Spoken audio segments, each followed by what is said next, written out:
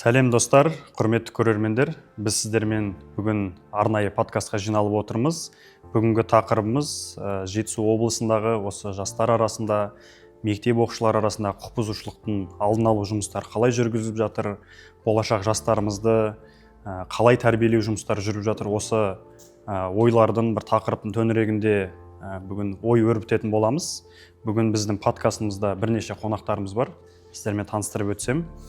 Жетісу облысында, Талдықорған қаласында беделді оқу орындарының бірі, Ломоносов атындағы номер 5-ші орта мектеп лицейінің директоры Маденова Алия Бақытбекқызы бізде бүгін подкастымызда. Келесі Қазақстан Республикасы президентінің жанындағы мемлекеттік басқару академиясының Жетісу облыстық филиалының директоры Злобин Бақыт Николаевич. Және де Жетісу университетінің басқарма мүшесі проректор Сериев Болат Абдуллаұлы. Қош келдіңіздер.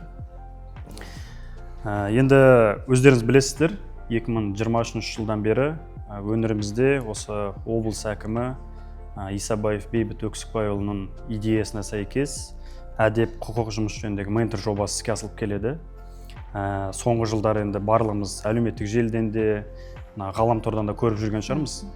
Бір жерде оқушылар арасында суицид болып жатады, немесе жаңағы нашақорлық бір жағдайлар, ерте жүктілік, мектептегі төбелес, буллинг, әртүрлі жағдайлар орын алып жатады. Оның барлығы әрине ол бір жақсы тенденция емес, ол жан түршігерлік оқиғалар да бар. Енді біздің өңірімізде де сондай фактілер орын алуда, ол жасырын емес. Сол себептен де өңір басшысы бір дереу осы мәселені шешуге байланысты жақсы бір жобаны қолға алған болатын, бастамашыл болған болатын. Соның аясында міне бір жылдан астам жұмыс жасадық. Енді бірқатар жетістіктеріміз бар. Сол бойынша сіздермен талқыласақ дегеніміз. Енді бұл жобаның басты мақсаты бұл әрине осы мектептерде, орта оқу орындарында ең алдымен Талдықорған қаласынан басталды. Өздеріңіз бірінші осы пилоттық жүйеде көрдіңіздер. Одан кейін Панфилов ауданы мектептеріне енгізілген болатын. Осы 2024-тің және қыркүйек айынан бастап 8 аудан мен және 2 қаланың аудан орталықтарында мектептерінде енгізіліп бастады. Енді бізге қазір соңғы полиция департаментінің деректеріне қарайтын болсақ, осы Талдықорған қаласында 2022 жыл мен 23 жыл салыстырған екен. Сол жерде мектеп оқушылар арасында және мектеп оқушыларының тарапынан және мектеп оқушыларына қатысты жасалған құқық бұзушылықтар 4 есеге дейін азайған екен. Бұл да енді әрине бірнеше бағытта атқарылған жұмыстар нәтижесі деп білемін. Қазір ол бойынша осы оқу ағарту министрлігі тарапынан да тәрбиеге бағытта бірқатар жаңағы тұжырымдамалар қабылданды, жаңағы жұмыстар жүргізіліп жатыр. Одан бөлек өңірлік өзіміздің деңгейде де бірқатар жұмыстар жүргізілді. Енді алғашқы сұрақты Әлия Бақытбекқызы сізге қойғым келеді. Жалпы қазір бізде осы мектеп оқушыларына не жетіспейді? Олардың жаңағындай бір заңсыз әрекетке немесе өзінің денсаулығына бір зиян келтіретін жайттарға бармас үшін не жасалыну керек? Сол бойынша біз бір ойыңызды айтсаңыз. Рахмет, қайырлы күн. Енді жаңа өзіңіз айтып кеткендей, қазіргі уақытта құқық бұзушылықтың бірнеше түрлері бар, өздеріңіз білесіздер. Әрине, оның ішінде мектеп оқушыларында, жасөспірімдердің арасында бұл жайт шынымен де жиі кездесіп тұрады. Енді оның алдын алу үшін бұрынғы жылдары біз тәрбие орынбасарлары, психологтармен бірге жұмыс жасайтынбыз. Мен өзім айтатын болсам, бұл қаладағы ең үлкен мектептердің бірі, бала саны 2,5 мыңдай. Әрине, бұл жерде біз осы жобаның келгеніне өте қуандық. Бастапқы кезде 23-ші жаңағы 24-ші оқу жылында бұл берілген кезде біз түсінбедік, бұл қандай жоба. Әрине, тәрбие саласында жаңағы өте көптеген жобалар бар. Бұл енді қандай жоба деп біз жаңағы білім бөлімінде таңғалған жағдайларымыз болды әрине. Енді жоба кірген кезде осы бізді таныстырып, жаңағы қандай мақсатта бұл жоба кірді, жобаның жаңа құрылтайшысы кім деген сұрақтардың бәрінде біз мәліметтер ала отырып жұмысқа кірістік. 2023-24 оқу жылында әр мектепке өзі менторлар берілді. Әрине ментор деген сөз бізге шынымен де жаңағы бұл не істейді, не жайында деп басында бірталай жаңағы кедергілер болды біздің өзімізде. Мектептерде күмән болды. Бұл қалай болады екен, бұл жоба жаңағы қалай кіргізсек деп. Әрине енді қазіргі уақытта мектептер жоба кіргізуге үйреніп қалған. Дегенмен де сұрақтарымыз өте көп болды. Біздің жаңағы өзімізге берілген менторымызды мен біраз жаңағы танысу кездерінде жоспарлары қандай мақсатта жүргіземіз, неден бастаймыз деген қиындықтар болды. Сондықтан мен енді өзімді көшбасшы ретінде бұл менторымның жаңағы жобасын оқып, танысып, біліп, ары қарай жұмыс жасауға кірістік. Мысалы, өзіңіздің әріптестеріңізге айтыңызшы, мысалы мектеп директорларында өзіңіз айтқандай көбінесе бір қорқыныштар болды. Иә, оны мен жасырмаймын, әрине. Сырттан келген адам болғаннан кейін ол ішкі бір кухнядағы әңгімелер сыртқа шығара ма, немесе бір мектептің айтылмайтын нәрселерін жариялап қоя ма деген сияқты қорқыныштар болды. Міне, тура осындай үлкен жаңағы сұрақтар басымызда тұрды. Дегенмен де мен енді өзім көп жаңағы көшбасшылықтың қыр-сырын меңгерген адаммын. Бұл менторлық жобаға өте оң көзқараспен қарадым. Бірінші күндерді тыңдадық, жоспарларымызды, оқу тәрбие жоспарларымызға жоба ретінде кіргіздік. Кіргізіп, бұны жаңағы коллективке таныстырдық. Менің орынбасарларымның өзіне жақсылап мен өз басым түсіндіріп, ары қарай жаңағы ата-аналарға түсіндірдік. Ең бірінші қыркүйекте әлі есімде бар, менторды таныстық, ментордың мақсатымен таныстырдық. Солай жұмыстарымызды бастап кеттік. Енді сіз жаңа өзіңіз айтып өттіңіз, 2,5 мыңға жуық оқушы бар дедіңіз. Үлкен мектеп болып саналады.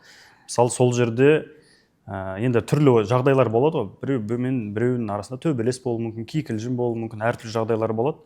Сол кезде бұл көбінесе енді түп тамыры қайдан шығады? Ол отбасыдан бір тәрбиенің жетіспегендігі ма, немесе кейбір адамдар айтып жатады, ол мектеп қадағаламады дейді, немесе басқа біреу кінәлі дейді. Бұл қайдан шығады нәрсе?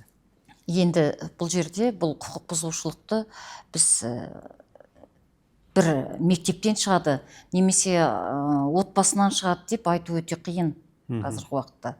Өйткені әркім, мысалы, отбасы десек, әрбір ата-ана өзінің баласын жаман болсын демейді. Ал мектепке келетін болсақ, біз оқушының көп уақыты мектепте өтеді. Тәрбие алады. Тәрбиесіз берілген білім адамзаттың қас жауы деген. Енді тәрбиенің ішіне жоба қылып кіргізуіміздің өзінде де біз оны қалай жүзеге асырамыз, енді немен байланыстырамыз деген сұрақтар болды. Сондықтан енді бұл жерде менің айтарым, құқық бұзушылық ол жасөспірімдердің арасында, әсіресе 7-ші сыныптар, 8, 9, 10, 11-ші сыныптардың арасында үлкен орын алады. Бірақ соның алдын алу үшін мектепте көптеген жұмыстар жүру керек, тәрбиемен бірге. Ол міндетті түрде құқық бұзушылық деп жүрмеу керек. Ол әрбір сабақтарға кірістіріп отыруымыз керек. Осы құқық бұзушылық туралы біраз 1-2 минут айтсақ та, әрбір пәндерде, мысалға, мұғалімдерге соны біз тапсырдық ең бірінші. Сонан кейін жаңағы өзім егер неге құқық бұзушылық болады деген сұрақтың өзі жауап беру оңай емес оған. Сондықтан мен ойлаймын, мектепте бұл жерде ата-ана, отбасы деп жатырмыз ғой, мектеп, мұғалімдер үштік одақпен жұмысты дұрыс жүргізіп, дұрыс бағыт берсе, осы 2 жылдың ішінде мен өзімнің мектебімнен үлкен нәтижелер көріп тұрмын. Жақсы, рахмет. Осы жерде мен қоса кетсем, енді неге бір бала осындай, екінші бала осындай болып өзін көрсетеді деген ой енді бәрімізде бар ғой.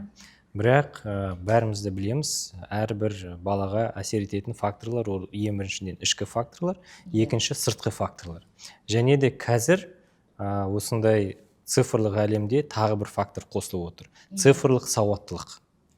Балалар толығымен қазір бізде осы интернет жүйесіне кіреді, барлығы ашық түрде көрсетеді, сол жақтан үйренеді. Бізге тек қана осы құқық бұзушылық қана емес, балаларға цифрлық сауаттылықты да үйрету керекпіз. Яғни қалай олар не істеп жатыр, қалай болады екен, қандай ақпарат шындық. Неге мен оны айтып отырмын? Себебі осы менторлық жобаға өзім қатысқам, келіп қонақ өткізген балалармен, және де балаларға мен әрқашанда айтам, ақпараттың екі жағы болады. Яғни бірінші осындай әдемі жағына қарап, сендер оқисыңдар. Бірақ түбінде не жатыр екен? Оған талдау жүргізу керек. Соның барлығын да біз осындай кездесу олармен өткізген кезде түсіндіреміз. Иә, өте үлкен жаңағы сұрақ қой бұл да. Біз сол жаңағы сіздің айтып отырған дүниелеріңіздің бәрін іс-шара ретінде кезегімен өткіздік. Сонда біздің білгеніміз қазіргі уақытта 2-ші жылда біз 3 жылға деп өзіміз осы жобаның ішінде 3 жылға деп өзіміз бір жоспар жасағанбыз. 1-ші жылы біз осылай істейміз, 2-ші жылы оны жүзеге асырамыз, 3-ші жылы басқа облыс мектептеріне таратамыз өзіміздің жаңағы жұмыстарымызды деп. Ең бірінші осы оқу жұмыстар 1 жыл бойында жаңағы сіз айтқандай әр жақтан келетін жаңағы ақпараттар. Теріс ағымдағы ақпараттар, теріс жаққа сүйрейді дейме, қалай айтады. Сондай жаңағы жұмыстарды біз көп жүргіздік ментормен. Ментордың өзінің ғана қойғамыз жоқ. Әрине біз ол жерде жан-жақты жаңағы специалистерді де шақырдық.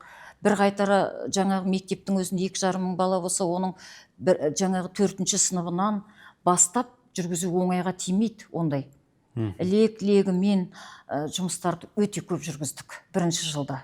Бірінші ақпараттандырып барып, сонан кейін балаларға керек болса жаңағы қажеттілікке байланысты көптеген сынып сағаттары мастер-класстар өткізілді. Сонда біз қазір енді осы сөздерімізді қорытындыласақ, бір сөзбен айтқан кезде, бұл балаға дұрыс болашақ беру, ол тек бір жазалау немесе бір белгілі бір оқуларға ғана қатыстыру емес, ол ұзақ, аз-аздан сана сезіммен жұмыс қой. Сана сезіміне түсіндіру, жеткізу, ненің бұрыс, ненің дұрыс екенін көрсету ғой. Иә, сонымен қатар ақпаратты біз ата-аналарға беріп жатырмыз әлі де. Мынау қазіргі заманның талабында қандай проблемалар шығып жатыр. Интернеттегі көптеген нәрселермен жаңағы ақпараттандырудың өзі ата-аналарға жеткізу қиындықтары да болды. Олар өздерінің ойын айтады, кейбір ата-аналар басқаша ойда, ол қазір енді заманның талабы дейді ғой, жаңағы сіз айтып отырған цифровизация деген дүниеде. Оның жаңағы оң көзқараспен қарап, оның санасына жеткізуде көптеген жұмыстар жүргізіп жатырмыз. Әлі де. Жақсы, қазір бұл сұраққа тағы да айналып келеміз. Болат мырза, енді сіз жоғарғы оқу орны, осы мектептен кейінгі оқушыларымыз, балаларымыз бірден бір баратын оқу орны. Сіздердің қалай ойлайсыз, көңілдеріңіз тола ма осы мектептен алып келген тәрбиеге, білімге? Себебі шынымен де мектепте құқық бұзушылық болса да, ол кейде кішігірім ғана болып жатады. Ал көбінесе ол оқу орынға барған кезде үлкен өмірге қадам басады, жаңағы кәмелет жасынан асады, 18-ге толады деген сияқты. Сол кезде басталады көп нәрселерде. Әрине, тәрбие тал бесіктен деп қазақ атамыз бекер айтпайды. Ол сол бесіктен жатқаннан бастап, оның ананың сүтімен тәрбие келеді.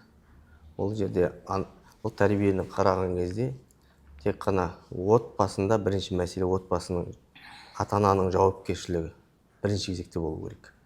Ата-ананың жауапкершілігі дегенде оны белгілі бір әкімшілік немесе қылмыстық жауапкершілікке тартып штраф салу емес, ата-ананың бақылауы болу керек міндетті түрде. Балаға деген соның немен айналысып жатыр, оның күнделікті сабағының орындалуы және де оның жаңағы цифрлық әлемдегі кеңістігі қандай екен, осы жерде бос уақытын барынша жоқ қылуға тырысу керек.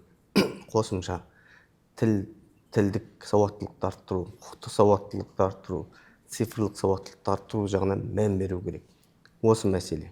Ең бірінші ол отбасынан басталады, кейіннен әлеуметтік ортаны таңдаған, кіммен араласып жүр баланың, қандай достарының мақсаты не болуы мүмкін, достарына зерттеу жүргізу керек. Ол достары өзінің болашағын көрмейтін достары болуы мүмкін. Болашағын ол еш нәрсемен байланыстыра алмайды. Себебі онда ол достар оның ортасы емес деп тауып, оның бағытын өзгерту керек. Мектептің де әрине, мектептің де өзі тәрбиеге үлкен жауапкершілігін босатпаймыз. Дегенмен қайдалып келіп, мына бізде қазіргі кезде айтылып жатқан дүниелер бар. Әсіресе ата-ана жауапкершілігіне байланысты родительский кодекс дейді, ата-ана кодексін қалыптастырғысы келіп отыр. Қазіргі кезде бұл талқылау үстінде өте орынды мәселе. Себебі мынау бала тәрбиесінде ата-ананың жауапкершілігі басты рөлде. Бұл бізге мынау балабақшадан келген бала мектептен келген бізге келеді, әрине. Ол ішінде дарынды балалар да бар, шынайы сабағын оқиды, қоғамдық өмірмен де айналысады, басқасы да бар. Бірақ оның ішінде төменгі буынғысы да бар. Яғни оның дарынсыз немесе жаңа қоғамдық жұмысқа да айналыспайды, өмірден бейжай қарайды. Ата-анасының нұсқауымен келіп оқуға түсетіндер бар. Өз мамандығын таңдауда да, мамандық таңдау мен жар таңдауда ата-ана ол жерге араласуға болмайды. Бағыт берсін, бірақ бала өзі таңдасын. Бала өзінің өмірін, бағытын, бірақ ата-ана қай бағытпен, мысалға, сауаттылығын арттыру керек, білім. Сен мына мамандықпен барсаң, болашағың мынау. Пример, міндетті түрде мысал көрсету керек. Мысалы, IT таңдасаң, IT-де жетістікке жеткен адамдарды жеткізу керек. Егер мұғалімдік таңдасаң, оның болашағы бар, мұғалімдіктің жалақысын қандай екен, барлық бағытты анықтап көрсету керек. Бала өзі таңдау жасау керек, сосын барып. Әйтпесе, қазіргі кезде жоғары оқу орнын бітіріп алып, өз орнын таппай жүрген жастар бар. Ет санатындағы өздеріңіз білесіз, себебі ол мамандықты өз қалауы болмас екен, кейбір ата-анасына келеді, мынау диплом саған керек па, осы диплом деп қолына ұстатып кетуі мүмкін. Мен сіздің айтқанға жеттім. Сондықтан баланың таңдау құқығынан ешкім шектеуге болмайды. Ол белгілі бір дүниеге еліп қалған бала өмірде де солай қалыптасады. Себебі мамандық ол өзінің қалауы бойынша барған жоқ. Осы жердегі нәрсе ең басты мәселелердің бірі осы бағана ата-ананың жауапкершілігі, мектеп қабырғасына тәрбие, орта, әлеуметтік ортадан кейін бізге келеді. Бізге деген кезде өзі ол бала қисайып келген ағаш, оны екенге келу қиынырақ. Әрине біз шамамыз келгенше жасаймыз. Өйткені 18 жасқа толған балалар, кәмелет жасына толған, жауапкершілік көзінде ата-ананың жауапкершілігі жоқ. Сондықтан балалардың тағы бір мектеп қабырғасында жүрген кезде 14 жастан бастап қылмыстық жауапкершілікке қандай баптар бойынша тартылу тұру мәселесін түсіндіру керек. Жауапкершілік болған жерде онда қорқыныш болады. Ол түсінбейді.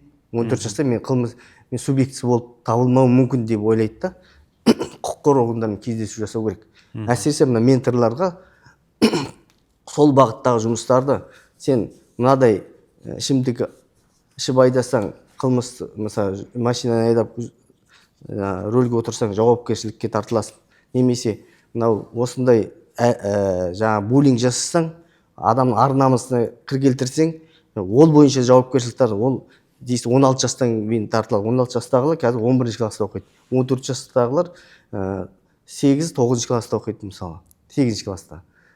Сондай мәселелерді осы бастан біздің құқықтық қоғам, құқықтық мемлекет дейміз, заңмен тиым салған нормаларды 14 жасқа келді ма түсіндіру керекпіз. Дұрыс айтып отырсыз. Өзіңіз айтқандай, мына менторлық жобасы басталған кезде Бейбіт Өксікбайұлының өздеріңіз білесіздер, енді шетелдік тәжірибесі бар, посол болған, елші болған шетелде, Астанада біраз қызметтерде істеген, сол кісінің бір жаңағы тәжірибесі, кеңесі арқылы біз іріктеп 9 бағытты таңдап алған болатын жобаға. Бұл біріншісі осы оқушылардың құқықтары мен міндеттері. Не үшін бұл тақырыпты алдық? Өздеріңіз білесіздер ғой. Қазір кез келген оқушы мектепке барса, өзінің құқығын жақсы біледі, бірақ міндетін жасағысы келмейді. Жаңағыдай менің телефоныма тиіспе, телефонымды қолданамын, ұстаймын, немесе маған ұрсуға құқығың жоқ, там дауыс көтеруге құқығың жоқ деген сияқты мысалы сондай нәрселерді айтады. Бірақ та міндеті ұстазды құрметтеу, мектептің мүлкін сындырмау, және сабақтан қалмау, мәдениетті болу, достармен төбелеспеу деген сияқты мысалы нәрселерді білмейді. Сол себептен осы бағытты алған болатынбыз. Содан кейін лудоманияны алдық, нашақорлықтың алдын алу, жыныстық қолсыз-қолмаушылық, суицидтің алдын алу, креативті ойлау, жаңағы кәсіби бағыт бағдар беру, салауатты өмір салты, сол сияқты мысалы 9 бағыт таңдап алған болатынбыз. Енді қазір сіздерге бір цифралармен таныстырып өтейін. Жаңа сіз айтқандай, осы 9 бағыт бойынша қазір кеңестер, арнайы дәрістер өткізіліп жатыр. 2023-24 оқу жылында Талдықорған қаласында бізде жоба іске асырылды. Сол кезде 117 дәріс өткізілген екен, қауіпсіздік және де құқық айы болып.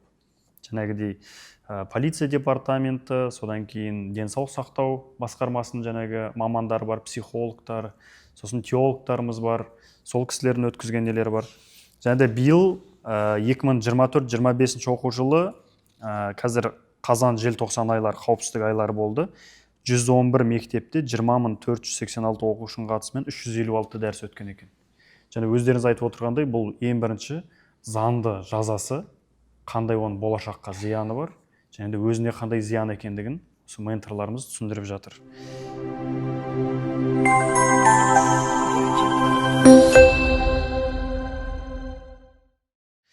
Енді Бақыт мырза, сізді босқа шақырған жоқпыз бұл жерге.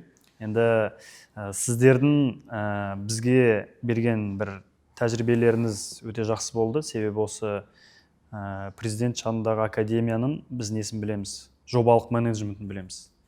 Қазір көп мемлекеттік болсын, жеке кәсіпорындарда болсын, осы жобалық басқаруға көшіп жатыр көбінесе. Және басы бар, соны бар деген сияқты арасында процестер бар. Осы бойынша сіздің ойыңыз, жоба қаншалықты бұл өміршең? Қай уақытқа дейін бұл барады?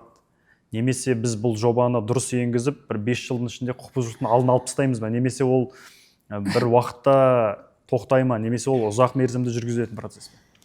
Негізінде енді жоба ұғымына тоқталатын болсақ, ол басы мен аяғы бар бекітілген бір үрдіс, процесс деп атаймыз. Яғни осы менторлық жобаны біз қарастырсақ, менторлық өзінің жобасы ол басталып, аяқталып кетті. Жобалық басқарумен қарасақ. Неге? Себебі біздің мақсатымыз не болды? Сол менторларды жинап, мектептерге орналасу және де қандай да бір бағыт бағдар беру олармен. Ары қарай әрбір ментор өз жұмысын, біз енді айтамыз, операционкаға айналасып, сонымен қазір жүр. Ол ағымдағы жұмыс. Жобалық басқаруда ағымдағы жұмыс жоқ. Яғни менторлық жоба ол өз мақсатын қазір көрсетіп отыр. Яғни бізде бар жобаның негізгі нәтижесі деп айтамыз. Алған нәтижесі. Біз қазір нәтижесін көріп отырмыз. Яғни ол жоба осындай өміршең болып, ары қарай өз жалғасын табуда. Бірақ жоба ретінде емес, ары қарай бір үдіс процесс ретінде кетіп жатыр. Процесс ол өздіксіз. Сондықтан бала, мектеп, ата-ана бар болғанша осы жобада енді процесс жүре береді деп мен ойлаймын. Неге? Себебі 9 бағыт таңдалды. Ол қазіргі облыста, республикада өзекті мәселелер. Бірақ кім біледі? 1-2 жылдан кейін қандай басқа тақырыптар болады? Актуалды тақырыптар шығады. Яғни сол кезде біздің тәжірибе жинаған менторларды осы бағытта біз бейімдеу керекпіз. Яғни ментор бір жерде ғана тоқтамайды. Мен ойымша, ментор ол жан-жақты балаға көмек көрсететін осындай тұлға маман ретінде болып қалыптасу керек. Сондықтан біздің мақсатымыз менторларға әртүрлі бағыттағы көмек көрсету, яғни оқыту. Сіз өзіңіз білесіз, сіздермен бірлесе осы 2024-те бірнеше менторларды оқыттық. Әрине, біз негізгі бағыттарды көрсеттік, қалай істеу керек, эмоционалды интеллект қаншалықты ол осындай маңызды тақырып. Бірақ тағы да нені байқадық? Әрине менторлар біліктілігін жетілдіру бағыттары бар. Бір жерде тоқтамау керекпіз. Себебі баламен жұмыс істеу ол өте қиын сала. Бала әртүрлі болады. Жаңағыны енді әріптесім айтқандай, бала туғанда ол осындай аппақ қағаз болып туады. Ал не береді? Кім береді? Ол барлығы да ата-ана. Содан басталады. Неге мен қосылам? Себебі бізде бір жаман әдетке айналып кетті. Кім кінәлі? Бала бақша кінәлі, мектеп кінәлі, университет кінәлі, акимат қайда қарайды деп бізде сондай жаман әдетке айналған енді қоғамда бір сөздер шығып жатыр. Бірақ мен әрқашанда бір мысалды келтірем.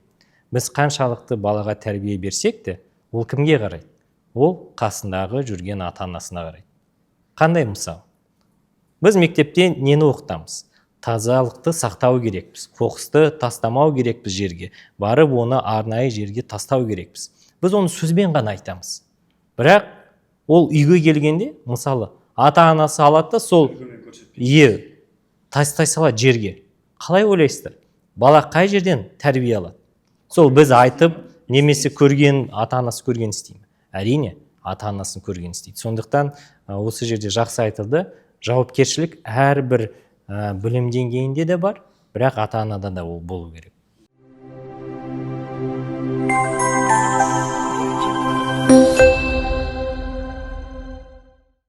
Әлия ханым, енді жаңа біз 9 бағытты айттық қой, бірақ та соның ішінде бізде 2 бағыт, бұл өте айтады қандай тонкий тақырыптар. Бұл бізде суицид және де жыныстық қол сұғылмаушылық. Бірақ та қоғамды әрдайым дүр сілкіндіретін осы 2 тақырып. Оқушылар арасында суицид болды, немесе ерте жүктілік болып қалды, немесе қазіргі отбасында бір зорлау болды, немесе басқа да деген оқиғаларды естіп жатырмыз. Біз сіздің ойыңызша оқушыларға осы тақырыптарды ерте жастан айтып, ненің дұрыс, ненің бұрыс екенін айтқанымыз дұрыс па? Әлде психологиялық тұрғыдан біз оларды бұзып аламыз деп, ол нәрсені тақырыпты қозғамағанымыз дұрыс па? Енді менің өзімнің практикамда бұл жайт, біз бұл жайында айтуымыз керек. Ерте жастан қазіргі балаларда ерте заманға қарай ма, әлде мына экологияның өзгеруіне байланысты ма, өте ерте жетіліп жатқан уақыт деп ойлаймын өзім. Уақыт та тез өтіп жатыр. Сондықтан ол жайында біз жаңа тек қана ментор емес, сынып жетекшілерімен, ата-аналармен бірлесе отырып, осы сұрақтардың байланысты ақпараттарды беруіміз керек. Көбінде мен ойлаймын, қазіргі уақытта менің енді өз мектебімнің практикасында біз бірінші осы ақпаратты ата-анаға беруіміз керек. Ата-ана баласына құрметпен қарау керек. Құрметпен қарап, жаңағы оның жүрген, өзінің сөйлеген сөзін қайталайды ғой ата-анасының. Сондықтан бірінші біз балаға құрметпен қарауды үйретуіміз керек мектепте. Мен осыны ең бірінші жаңа басшы болып келгенімде, осы бұрын ментор болмағанда да осы сұрақтармен жақсы жұмыс жасайтынбыз. Ал қазіргі уақытта енді ерте жастан айту керек оны. Мен ойлаймын, қазір бұрын біз 6-7 сыныптарда осы жыныстық қатынас туралы жаңағы дүниелердің бәрін айтатынбыз. Ал қазір біз 4 сыныптардан бастап айтамыз бұларды. Ерте жас.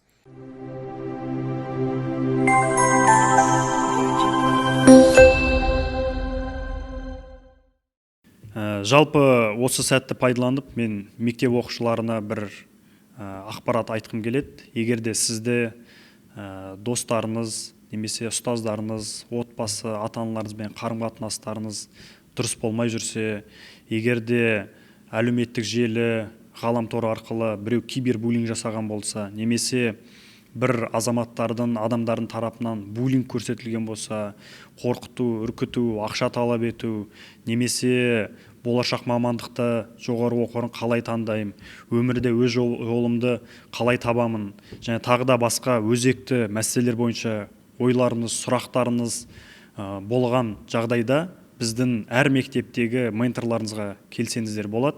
Сіздерге дұрыс жолды бағыттайды, дұрыс кеңес береді, ресми ақпаратпен бөлісетін болады.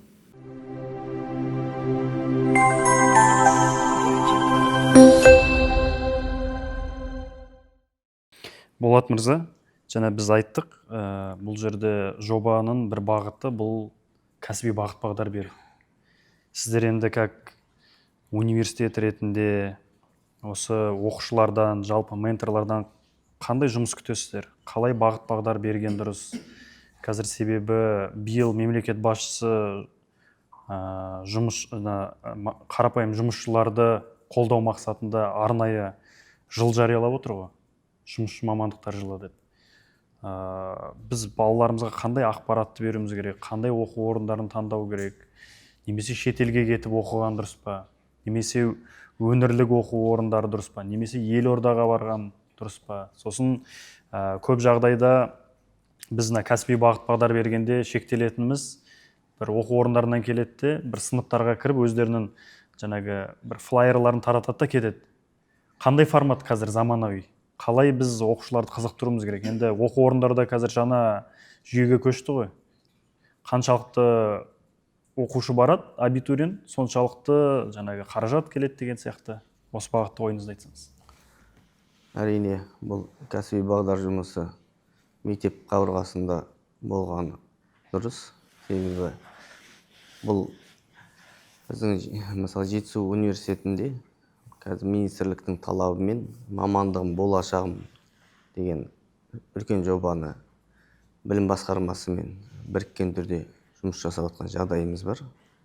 Ондағы негізгі мақсатымыз өңірге қажетті мамандықтар атылысын әзірлеу. Біздің Жетісу облысының дамуының басым бағыттары 3 мамандыққа көңіл бөлген. Ол біріншіден агрономия, ауыл шаруашылық, екіншіден IT технологиясы, үшінші туризм дейді. Ол 3 мамандыққа басым беріледі. Сондай-ақ облыстық әкімшіліктің сұранысы бойынша қазіргі кезде жылу энергетикасы мен электр энергетикасы мамандығының өңірде дайындаған қалайды. Және де бұл осыған қарай біз мамандарды дайындауға атсалысуымыз керек. Қазіргі таңда Жетісу университеті Италияның Марке техникалық университетімен бірге отырып, бүгінде филиал ашу туралы меморандум қол қойды. Қазіргі таңда агроинженерия мамандығы бойынша қос дипломы білім беру бағдарламасын іске асыруға кірісіп кеттік. Бүгінде облыс әкімдігінің тарапынан бұл бойынша 10 грант берілді. Қазіргі кезде балаларды қабылдап оқыту үстіндеміз. Яғни 2 курс бізде оқыса, 2 курс сонда оқиды. Яғни қос диплом алады. Яғни европалық үлгіде қос диплом алады. Ендігі кезекте балалардың мамандық таңдауында оның қай жерге баратыны, оның ата-анасы ақылдаса отырып, менторлардың көмегімен таңдайды әрине. Негізі жаңағы мамандықты таңдау, кәсіптік бағдар беруде біз 10-шы сыныпта бұл жұмыстарды жүзеге асырамыз. Сол кездерде біздерде болатын бір қауіп қатер дейін бе, әлде кедергілер дейін бе, оқушылар жаңағы кез келген оқушыны алсаңыз, анам не дейді, әкем не дейді деп тұрады. Сонда біз акцентті жаңағы оқушыларға беруіміз керек. Ол өзі нені жақсы көреді? Қандай жаңағы өзінің табиғи таланты, қабілеті қалай туа біткен? Соған көп тек біз жаңағы жұмыстар жүргіземіз. Менің өзімнің осы соңғы кезде балаларға айтып жүргенім сол. Сіздердің жүректеріңіздің қалауы не? Деген сұрақ. Сонда көбісі мамам не айтады? мен гуманитарлық бағытқа барам, мен математикалық жаратылыстану бағытқа барғым келмеген, енді оқымаймын, оны оқи алмаймын, мамам айтқан мен гуманитарлық екенмін деп келіп тұрады менің алдыма. Сонда ол да проблема ғой, үлкен. Бала мамандық таңдауда жаңылмау керек. Ол әке шешесіне қарап жалтаңдамау керек. Ол грантқа өзінің жаңағы түскен қай нәрсеге қабілеті бар. Қабілеті жоқ болса, біз оны сол жолды табуға көмектесіп, психологпен бірлесе отырып, жаңағы менторымыз бар. Бірлесіп жұмыс жасаймыз. Мен енді өзімнің мектебімдегі менторлық жұмысқа өте үлкен баға беремін. Жаңағы сөзімнің басында айтып кеттім ғой. Сондықтан мен өзімнің облыс әкіміме өте бір ризашылығымды білдіремін. Менің мынандай үлкен мектебімде бұл менторлық жұмыстың маған келгендегі жаңағы тиімділігі өте көріп отырмын.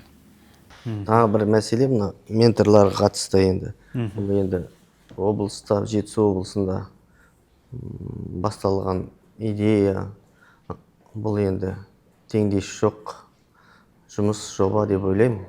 Жоба іске асырылған, себебі өз нәтижесін де беріп келе жатыр. Жаңа қорғау органдарының статистикасын сүйенсек, менторлар қосылғалы бері балалардың жауапкершілігі артып, қылмыс деңгейі азая бастады дейді.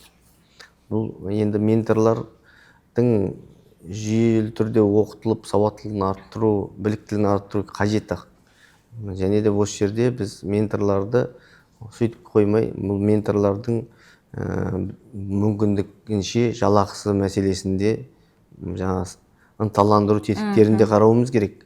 Сосын барып менторларды жүйелі түрде оқытып, біліктілігін арттырып, егер де шынайы біліктілігі арттыруға қабілеті келмейтін болса, немесе деңгейі төменірек болса, аттестаттау арқылы олардың енді ыңғайлына керек дұрыстау, жаңа құқықтық сауаттылығы, этикалық тексеріп, соны арттыру жолын мәселесін қарастырғанбыз. Кез келген адам ол жұмысы жоқ екен деп жүріп, өзінің қалауынсыз менторлыққа келсе, ол жұмысты істей алмайды.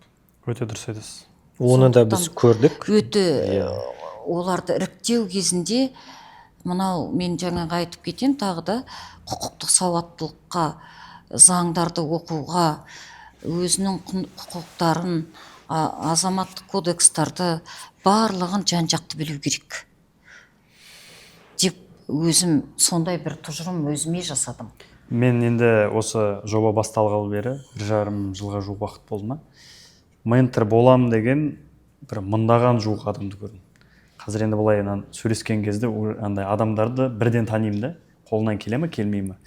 Соны біз бірнеше осы жаңа өздеріңіз айтқандай біліктілігін, тәжірибесін, жеке адами қасиеттерін тексеруге байланысты бірнеше этаптан тұрған супервизиялар өткізіп тұрамыз. Жаңағы экзамені болады, оқулардан кейін жаңағы деңгейлерін қарап отырамыз. Содан біз бір 20-ға жуық менторды жұмыстан шығардық. Бұл әрине енді пилоттық жоба болды басында, сол себептен біз уақыт өте келе бұл менторлыққа келмейді деген мамандар жұмыстан шығардық. Бірақ та әрине бір жұмыстан шығып қалу, айырылу ол адамдарға, азаматтарға оңай емес. Олар бізге сондай өзінің жеке бір тұрмыстық мәселесін айтып келіп жатады. Мен жалақымнан айырылдым ғой, менде отбасым бар ғой дейді. Мен сол кезде айтатын мәселе, біз адами тұрғыдан сіздерге бір қарай алмаймыз. Жалақы мәселесі деп. Бұл жерде мен сіздердің жаңағы мәселелеріңізден баланың тағдырын жоғары қоямын деп айтамын да. Ертең сіз балаға дұрыс тәрбие бере алмай қалсаңыз, дұрыс ақпарат бере алмай қалсаңыз, немесе дер кезінде қасынан табылып кеңес бермесеңіз, түбі қандай жағдайға апаруы мүмкін. Дұрыс қой? Сол себептен де сондай жағдайлар бар, әрине сіздер дұрыс айтып отырсыздар. Жалақы мәселесіне келетін болсақ, шынымен басында біз бастаған кезде 120-140 мыңға жуық жалақы алатын менторларымыз. Қазір жақсы алатын сияқты. Кейіннен енді облыс әкімінің тапсырмасына сәйкес жеке қаулысы шықты. Менторларға біз жалақысын 2 есе өсірдік. Егер де жас маман тәжірибесі жаңағы 5 жылға дейін болса, олар шамамен 240-260 мың жаңағы оклад. Енді тәжірибесі бар, жаңағы құқық қорғау саласында істеген бір 20 жылдан астам тәжірибесі бар азаматтарымыз шамамен бізде 350 мыңға жуық жалақы алады окладтар. Сол себептен де біз қазір енді жағдай жасап отырмыз деп айта аламын. Енді бұл кісілерге енді мүмкіндігінше берілген мүмкіндікті қолданып, осы мектеппен бірлесіп балаға дұрыс бағыт бағдар көрсету. Әрине ол дұрыс шешім болды, себебі жалақы өскен кезде адамдарға қойылатын талап та өседі. Иә. Оны енді дұрыс шешім деп білу керек. Себебі мен неге айтып отырмын, түсінемін деп. Адамдарды оқытқан кезде біз де оны байқадық. Яғни адам өзін қаншалықты ұстай алады, сөйлей ала ма жоқ па. Ол барлығы да осындай біз оқытқан кезде оны байқадық. Сонда ойладық, егер мына адам өзі стресске төзімді болмаса, ертең баламен қалай ол жұмыс жасайды? Өте дұрыс айтасыз. Сондықтан жалақы мәселесі орынды, және де енді қандай да бір талаптарды қою керек. Ал енді адамдар заңнамалық тұрғыдан сауатты болу керек деп айтып отырмыз. Бала саласындағы, яғни бала құқықтарын қорғау саласын бойынша көптеген заңнамалық актілер бар. Оның әр қайсысын бөлек оқыту керек. Яғни бір кезде ғана емес, әрбір уақытын жасап, яғни бір апта, бір айда осы заңды, екінші айда осы заңды. Яғни ол кішкене жеңіл болады. Адамдарға, яғни біз өзіміз оқыған кезде бір кітапты оқып отырсақ, екінші кітапты оқып кетсек, не болады басымызда? Ал осы жерде, яғни мүмкін ол болашақта да қарастыру керек шығар. Бір тақырыпты бітіріп, емтихан өткіземіз ба, тағы бір нәрсе жасаймыз, яғни бір заңнаманы өттік, тестте өткізейік, көрейік, қаншалықты деңгей болды ма, болмады ма. Келесі айда екінші заңды қарастырайық. Яғни ол кішкене тиімді болады.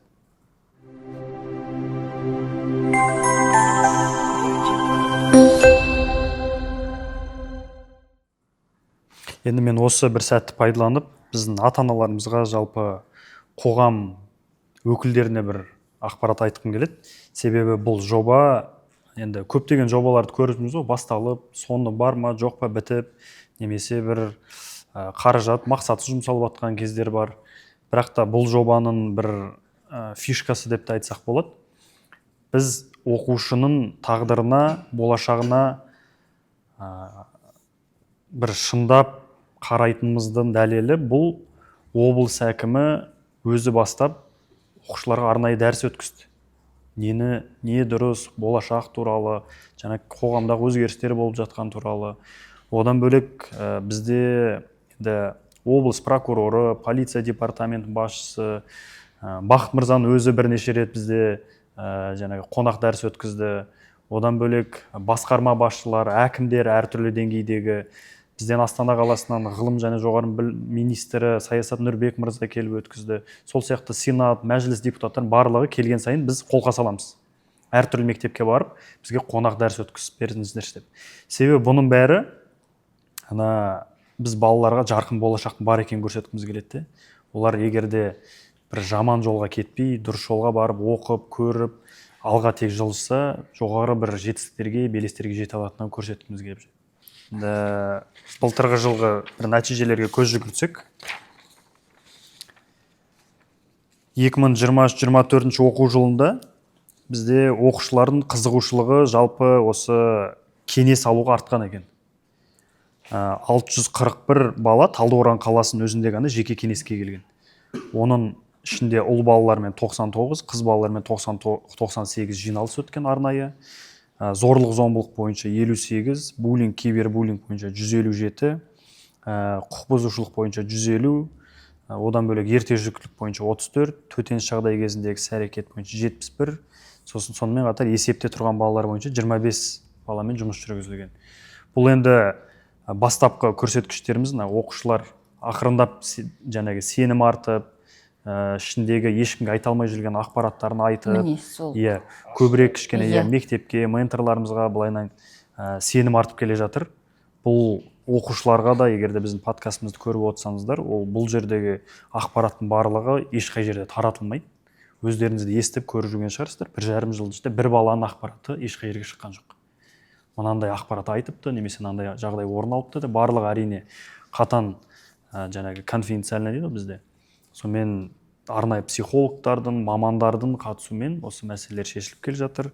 Бұл бағытта да мен сіздің бейнеңізде осы өңіріміздің барлық директорларына, осы директор орынбасарларына, жаңағы сынып жетекшілеріне үлкен алғыс білдіргім келеді. Себебі бұл оңай нәрсе емес, бірлесіп жұмыс жасау, сенім арту, күнделікті 24/7 жаңағы телефонда болу, әртүрлі жағдайлар болып қалады ғой. Сол себептен де бұл біздің істеп атқарып отқан жұмыстарымыз бір бағытта. Сол үшін сіздерге үлкен алғыс білдіремін. Рахмет. Енді біз енді 23-24 оқу жылында мысалы Панфилов ауданында жасөспірімдер арасында қылмыс 22-ден 5-ке немесе 4-те 4 есеге азайған екен. Талдықорған қаласында 34-тен 8-ге 4-те 3 есеге азайған екен. Сонда біз бұл полиция департаменті ресми жаңағы сандары. Содан бөлек енді біз айттық, жарайды, бұл сандарға мүмкін сеніңкіремеуге болады шығар. Онда оқушылардың тікелей өзінен жаңағы сауалнамалайық, көрейік не деп жауап береді деп. Сонда біз оқушылар арасында жүргізген сауалнаманың нәтижесінде бірінші жылы бізде менторларды 76-6% оқушылар таныған, білген. Олардың өткізген жаңа қонақ дәрістер бар ғой, сырттан министрлер болсын, әкімдер, теологтар, жаңағы әртүрлі адамдардың келгенін. Солардан 75% ұнаған, 25-те 2% жаңа дағдыларды үйренген, 28-де 6% жеке кеңес алған, 19-да 3% шешілмейтін мәселе жоқ екеніне көз жеткізген екен. 17-те 7% өз мақсаттарын айқындаған, 14-те 8% қиын жағдайдан шығу жолдарын меңгерген, 11-де 7% достарымен қарым-қатынасын реттеген, 62% ментордың осындай жұмысы ары қарай жалғассын деп сұраныс білдірген екен. Шынымен де енді бұл бір сауалнаманың нәтижесіне қарасақ, шынымен де тікелей біздің контингентіміз оқушыларға не керек, сол бағытта жұмыс атқарып жатырмыз. Енді оқушыларымызға, жастарға немесе ата-аналарға айтарларыңыз болса, бір ауыз сөздеріңіз. Өзіңізден бастайық. Менің ойымша, оқушылар да, ата-аналар да осы менторлық жұмысқа зәру болды ма деп ойлаймын. Өйткені қазіргі уақытта мен енді өзімнің мектебінің практикасында менторға келіп жатады. Бірінші.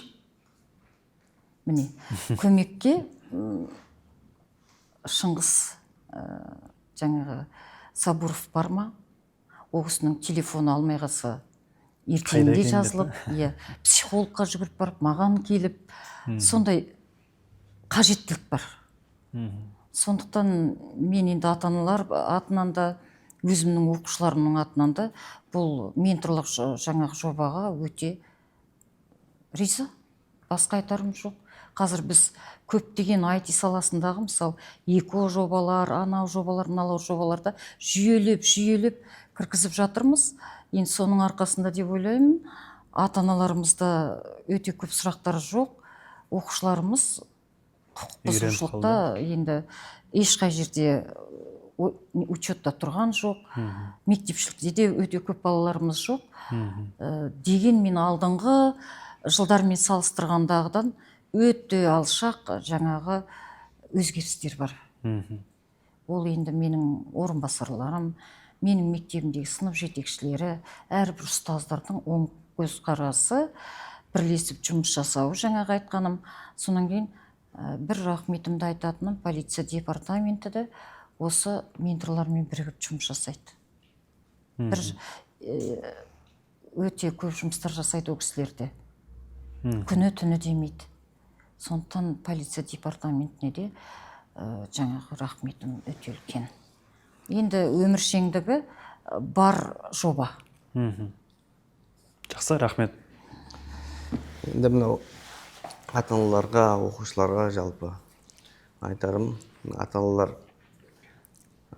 жұмыс бастылық әрине керек, ол табыс көзі, сол ақшаның түбіне ешкім жетпеген. Ең бастысы сол көңіл бөліп балалардың қараусыз қалдырмауларыңызды, балалардың алдындағы жауапкершіліктеріңізді арттыруды ерекше. Бір әкенің берген тәрбиесін барлық мектеп жиналып бере алмайтындығын назарда ұстау керек, ең бастысы.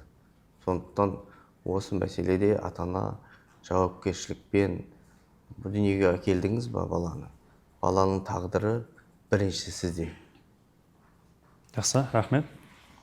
Бақыт мырза. Иә, шынымен де осындай облыс әкімі Бейбіт Өксікбайұлы идеясы бір үлкен жоба болып, қазір міне нәтижесін көріп отырмыз. Нәтиже жақсы. Ол нені көрсетіп отыр? Яғни әрбір бала ол Қазақстанның болашағы. Осындай сәттен бастап, осындай кезден бастап балаларды, мектеп оқушыларын ойлау, ол Қазақстанның болашағын ойлау болып табылады. Сондықтан осы жақсы бір менторлық әрі қарай жұмысы жалғасады деп мен ойлаймын. Және де айтарым, әр қайсымыз осы менторларға көмектесіп, және де осындай бағытты алып кету керекпіз.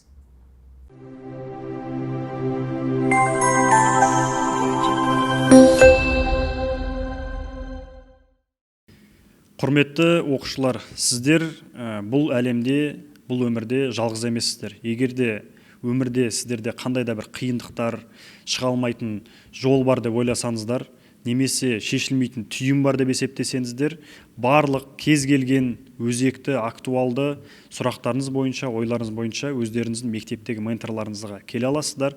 Сіздерге кез келген тақырыпта сұрақтарыңызға жауап береді. Ол буллинг, кибербуллинг, нашақорлықтың алдын алу, суицидтің алдын алу, ерте жүктілік, креативті ойлау, салауатты өмір салты, кәсіби бағыт-бағдар беру, сол сияқты көптеген тақырыптарға сіздерге дұрыс ақпарат береді.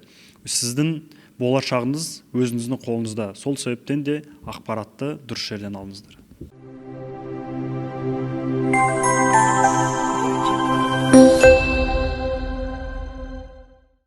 Құрметті қонақтар, сіздерге бүгінгі біздің подкастымызға келгенге үлкен рахмет.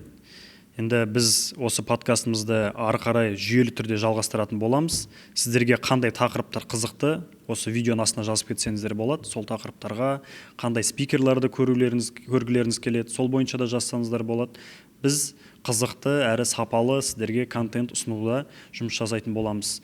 Бүгінгі біздің талқылаған тақырыбымыз қонақтарымызбен бірге бұл әдеп құқық жұмыс жөніндегі ментор жобасы, және де жасөспірімдер, оқушылар арасындағы құқық бұзушылықтардың алдын алу. Себебі бұл жобаны, бұл тақырыпты біз неге көтеріп отырмыз? Себебі біздің жастарымыздың, оқушыларымыздың, балаларымыздың тағдыры, өмірі, болашағы біз үшін өте маңызды. Енді құрметті бүгінгі подкастқа келген қонақтарымыз, сіздерге үлкен рахмет. Енді бұл біздің алғашқы талқылауымыз. Жалпы енді біршама мәселелерді қозғадық, ойлар айтылды. Енді біздің әлі де алдағы уақытта талқылайтын мәселелеріміз көптеп болады. Сіздерге келгендеріңізге үлкен алғыс білдіремін. Рахмет. Жаңа жыл тек сіздерге жаңа табыс әкелсін. Тек жақсылық болсын, өздеріңіздің жұмыстарыңызда тек алға жылжу, мақсаттарыңыз орындалып, бір тек жақсы, жағымды сәттерде жолға берейік. Рахмет. Рахмет.